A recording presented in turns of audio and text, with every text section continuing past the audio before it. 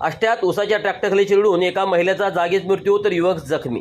आष्टा येथील mutton market ते Miraj waste रोडवर ट्रॅक्टर ट्रॉलीच्या भीषण अपघातात 50 वर्षीय महिलेचा जागीच दुर्दैवी मृत्यू झाला, तर तिचा 16 वर्षीय पुतण्या गंभीर जखमी झाला आहे। ही घटना 6 मे रोजी सकाळी 10:30 वाजण्याच्या सुमारास घडली। अनिता सुभाष माई, वय वर्षे 50, राहणार आष्टा असे मृत महिलेचे नाव आहे। या घटनेची आष्टा पोलीस ठाण्यात नोंद झाली आहे।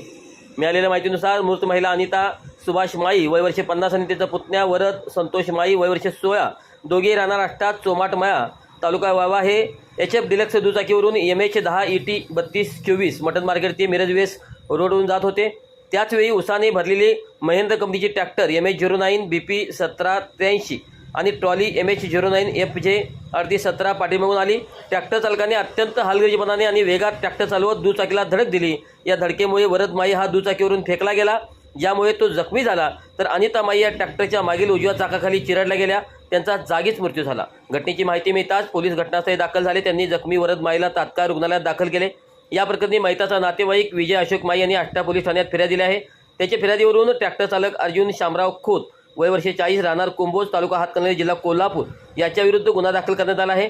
ट्रॅक्टर चालकावर रस्ते सुरक्षा कायदा 2019 कलम 281 आणि 125 आणि MV ॲक्ट कलम 184 नुसार गुन्हा दाखल करण्यात आला आहे। पुढील तपास पोलीस निरीक्षक आवटे आणि पोलीस हवालदार सूर्यवंशी करत आहेत।